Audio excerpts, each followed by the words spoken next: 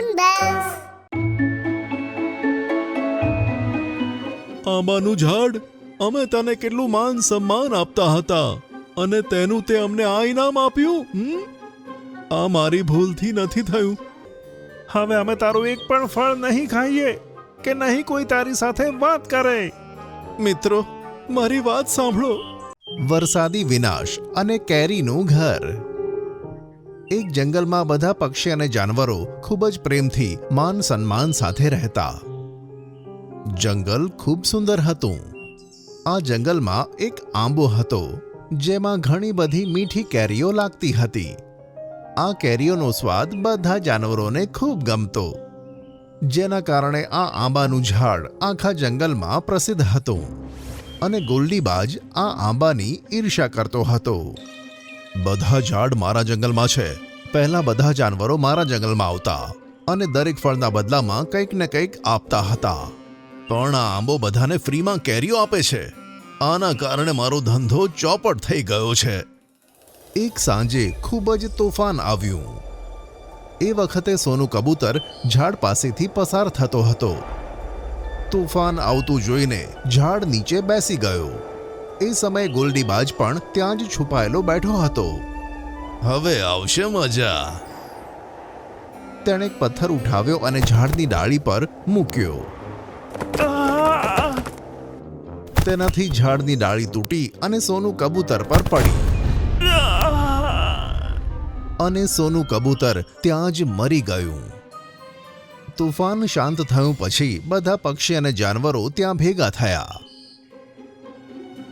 આંબાનું ઝાડ, અમે તને કેટલું માન સન્માન આપતા હતા અને તેનું તે અમને આ ઇનામ આપ્યું. આ મારી ભૂલથી નથી થયું. તોફાન ઘણું હતું અને તને ડાળી સંભાળવી જોઈતી હતી. તારા કારણે અમારું સોનું કબૂતર મરી ગયું.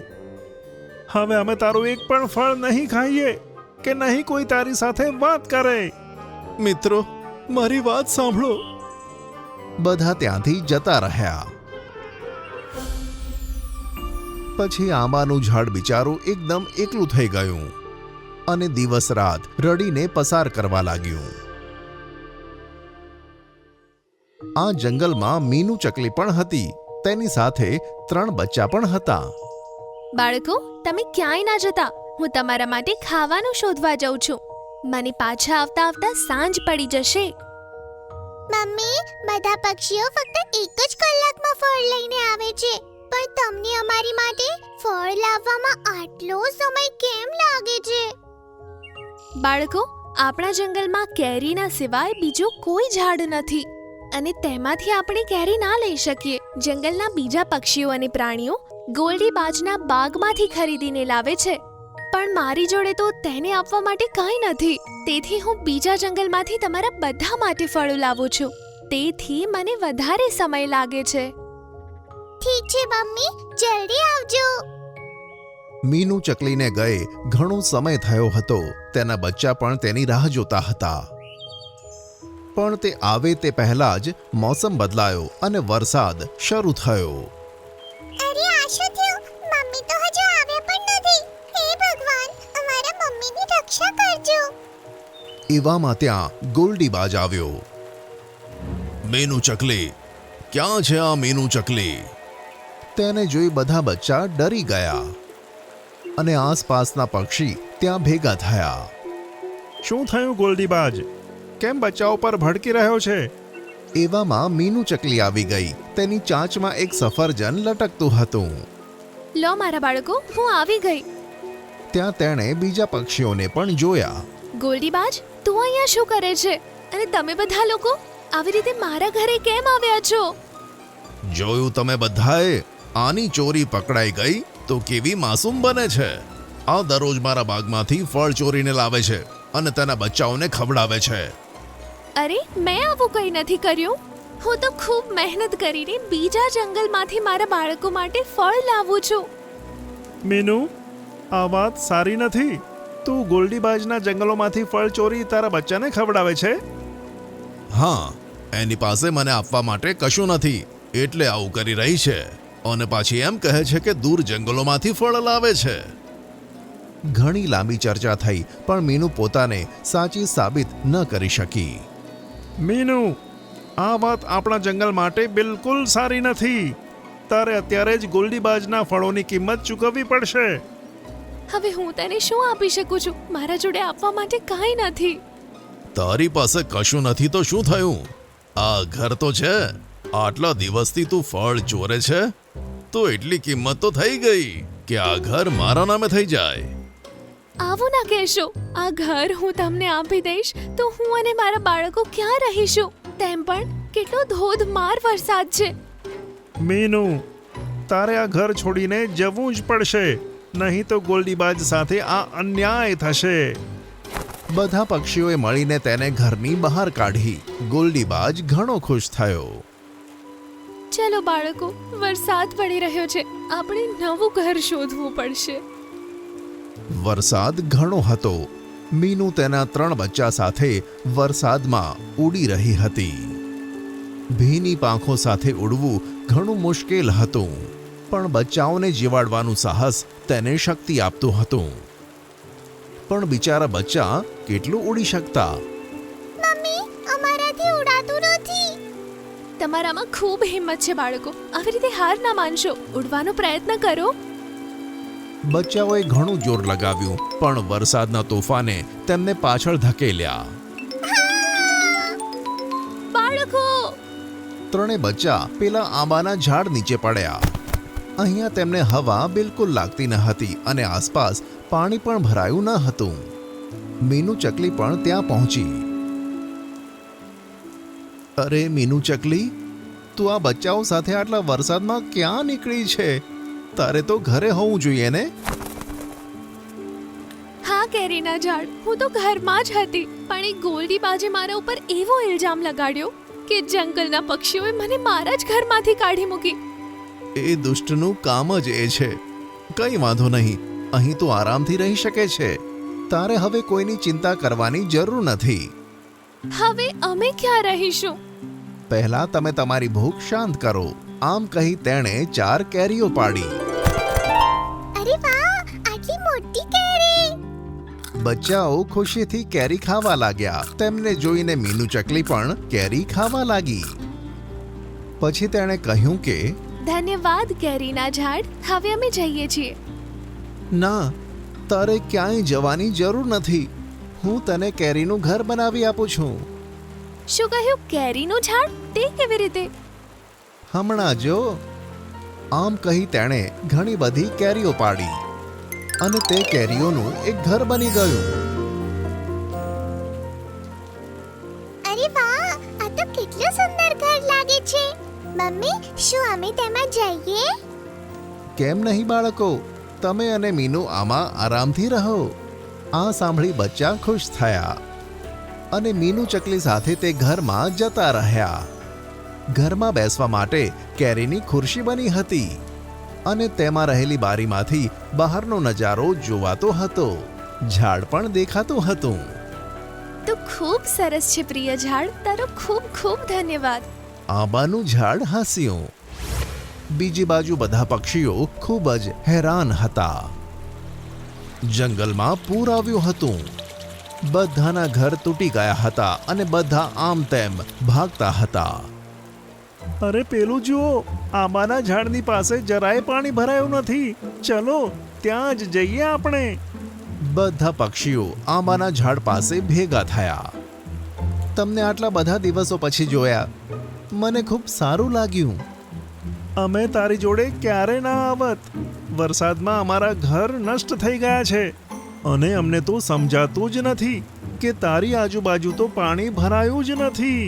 ત્યાં બધાની નજર કેરીના ઘરમાં પડી કે જેની બારીમાંથી મીનુ જોતી હતી.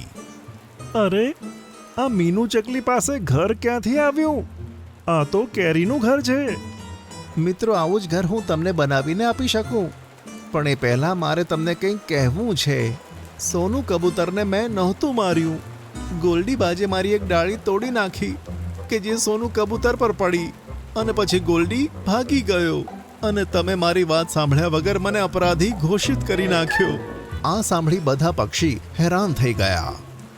ગોલ્ડીબાજ આટલો દુષ્ટ હશે તેની તો અમને ખબર જ નહોતી. તમે બધા ભીના છો, ઠંડી પણ વધી રહી છે. હું તમને એવા ઘર બનાવીને આપું છું ને કે તમે તેમાં આરામથી રહેશો. આમ કહી આંબાએ ઘણા બધા ફળો પાડ્યા અને તેમાંથી 4 કેરીના ઘર બની ગયા. અરે વાહ, આ ઘર તો કેટલા સરસ છે. પણ આ ઘર જાતે જ કેમનું તૈયાર થઈ ગયું? જ્યારે તમે મારી પાસે નહીં આવવાનું અને ફળ ખાવાનું બંધ કર્યું હતું ને, તો હું દિવસ રાત રડતો હતો. એવામાં એક પરી મારી પાસે આવી. તેણે જ મારી કેરીઓ ખાઈને મને આશીર્વાદ આપ્યા કે ભલે ગમે તેવો મોસમ હોય, તે મને કોઈ પણ રીતે નુકસાન નહીં પહોંચાડી શકે અને હું જ્યારે ઈચ્છું ત્યારે મારી કેરીની મદદથી પરેશાનીમાં રહેલા જંગલવાસીઓની મદદ કરી શકું. તું અમને માફ કરી દે વહાલા મિત્ર. અમારાથી બહુ મોટી ભૂલ થઈ અને આ સુંદર ઘરો માટે આભાર. આ સાંભળી ઝાડ ખુશ થયું. પછી બધા પક્ષીઓ તે ઘરમાં જતા રહ્યા. વાવ! બધાને ઘર ઘણા ગમ્યા અને બધા બારીની બહાર વરસાદનો નજારો જોવા લાગ્યા. એવામાં ગોલ્ડીબાજ ત્યાં આવ્યો. આ શું, તમે બધા કેરીના ઝાડ પાસે બેઠા છો એ જાણવા છતાં કે એ હત્યારો છે? અમને તારી બધી ચાલાકી ખબર પડી ગઈ છે ગોલ્ડી. હવે અમારા જંગલમાંથી નીકળી જા. આ સાંભળી ગોલ્ડીને ખૂબ જ ગુસ્સો આવ્યો અને તેની પર વીજળી પડી,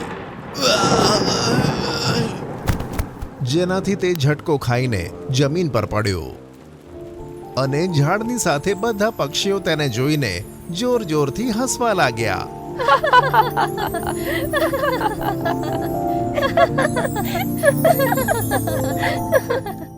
આ વાર્તા છે સોનીપતના જંગલોની, જ્યાં નાના નાના ઉંદરોએ આખા જંગલમાં આતંક મચાવ્યો હતો. તેમાં એક ઉંદર ખૂબ જ ચતુર હતો. તે બધા જ કામ ખૂબ જ ચાલાકી અને ચતુરાઈથી કરતો હતો. આમ તો તે દેખાવમાં હતો ખૂબ જ નાનો, પણ તે મોટા મોટા જાનવરોને બુદ્ધુ બનાવી દેતો હતો અને તેણે બધામાં પોતાનો ડર પેસાડી દીધો હતો. એક વખતની વાત છે. એક વરુ નાના ઉંદરને કહે છે, ઓહો, શું વાત છે! આજે તો ખાવાનું સામે ચાલીને આવી રહ્યું છે ને કાંઈ? આજે તો આ ઉંદરને હું જ ખાઈશ. ના, તું મને નહીં ખાઈ શકે. જે જંગલમાં તું રહે છે ને, ત્યાં ફક્ત મારા દોસ્તનું જ રાજ ચાલે છે અને તે તારાથી કેટલાય ગણો મોટો છે. જો તું મને ખાવાનો પ્રયત્ન પણ કરીશ તો તે તને મારી નાખશે. અચ્છા, મને બુદ્ધુ બનાવે છે કે શું? ના, હું બુદ્ધુ નથી બનાવી રહ્યો અને અત્યારે હું સિંહની પાસે જઈ રહ્યો છું. આજે મારી તેની સાથે એક જરૂરી મીટિંગ છે. વરુ સિંહનું નામ સાંભળીને ભાગી જાય છે. ઉંદર પોતાનો કોઈ જ મોકો નથી છોડતું. તે પોતાની બુદ્ધિથી બધાને બુદ્ધુ બનાવી દેતો હતો. એક દિવસ તેને એક કાગડો મળે છે. આજે તો આ ઉંદરને જ ખાવાનો છે. ઘણા દિવસો થયા ઉંદરને ખાવાને અને તે તો કેટલો મોટો છે. કાગડાની વાત સાંભળીને ઉંદર વિચારવા લાગે છે અને કહે છે, જે ઝાડ ઉપર તું રહે છે ને, તેની ઉપર જ મારું એક બાજ દોસ્ત રહે છે.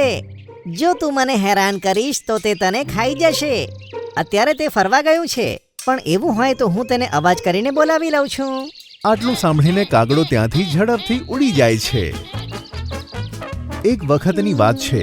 નાના ઉંદરને ખૂબ જ ભૂખ લાગી હતી અને તેનું ખાવાનું પણ ખતમ થઈ ગયું હતું. પછી તેને જાણવા મળ્યું કે આજે તો સિંહનો જન્મદિવસ છે. અરે વાહ, આજે તો મહારાજનો જન્મદિવસ છે. પણ ત્યાં હું કેવી રીતે જઈ શકું છું?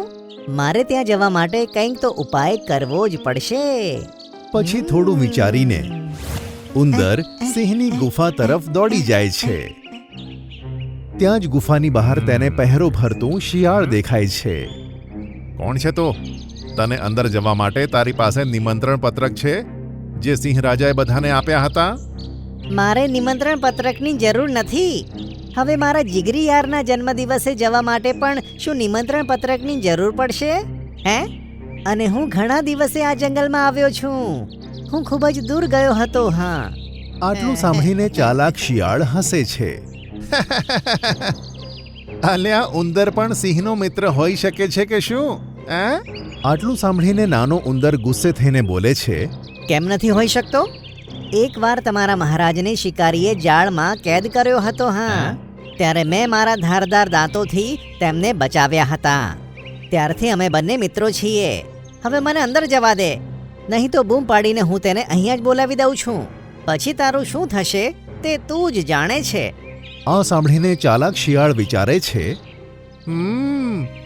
આ ઉંદર સાચે જ મહારાજનો મિત્ર છે. મારે તેને અંદર મોકલી દેવો જોઈએ, ક્યાંક મહારાજ મારાથી ગુસ્સે ન થઈ જાય. પછી શિયાળ નાના ઉંદરને અંદર જવા દે છે અને અંદર જઈને ઉંદર પેટ ભરીને ખાવાનું ખાઈ લે છે અને બહુ મજા કરે છે. તે આ જ રીતે જાનવરોના લગ્નમાં જઈને ખાવાનું ખાઈ લેતો હતો. પછી એક દિવસ નાના ઉંદરને ચિત્તો મળે છે. આજે મને કોઈ પણ જાનવર નથી મળ્યું. તે કારણથી હું ખૂબ જ ભૂખ્યો છું. આ નાના ઉંદરને ખાઈને હું મારી થોડી ભૂખ ઓછી કરી દઉં છું. ના ચિત્તા, તું મારો શિકાર નહીં કરી શકે. તને ખબર નથી, હું આ વિસ્તારનો રાજા છું અને અહીંયા બધા મારાથી ડરે છે. આ સાંભળીને ચિત્તો જોર જોરથી હસે છે અને નાના ઉંદરને કહે છે, અચ્છા, મને પણ બતાય કોણ ડરે છે તારાથી. ચલો મારી સાથે. ઉંદર ચિત્તાની પીઠ પર બેસી જાય છે. તે ચિત્તાને પેલા કાગડા અને વરુ પાસે લઈ જાય છે કે જેમને તેના દોસ્તના નામથી ડરાવ્યા હતા. અરે વરુ, બહાર આય અને જો હું કોની સાથે આવ્યો છું. ચિત્તાને લાગે છે કે તમે લોકો મારાથી ડરતા નથી. બહાર આવ.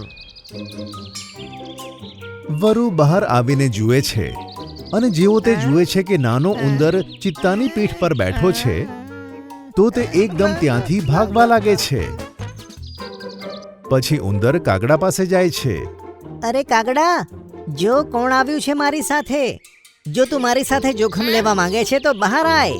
કાગડો પણ ચિત્તાને જોઈને ઝાડ પરથી ઉડી જાય છે અને પછી ચિત્તો મનમાં વિચારે છે, આ નાના ઉંદરમાં ખરેખર ઘણો બધો પાવર છે. આ જંગલમાં બધા તેનાથી ડરે છે. પછી ચિત્તો પણ ત્યાંથી ચૂપચાપ જતો રહે છે અને ક્યારે પણ નાના ઉંદર સામે આવતો નથી. આખા જંગલમાં નાનો ઉંદર ખૂબ જ જાણીતો થઈ જાય છે. આ વાર્તા પરથી એ શીખવા મળે છે કે માણસના કદ ઉપરથી તેની બુદ્ધિ આંકી શકાતી નથી, પણ તેની બુદ્ધિથી તેનું કદ માપવામાં આવે છે. નાનો ઉંદર દેખાવમાં ભલે નાનો હતો, પણ તેને આખા જંગલમાં પોતાની બુદ્ધિથી બધાને બુદ્ધુ બનાવ્યા હતા. તો મિત્રો, આપણે આપણી બુદ્ધિનો ઉપયોગ કરવો જોઈએ, નહીં કે આપણા શરીરનો.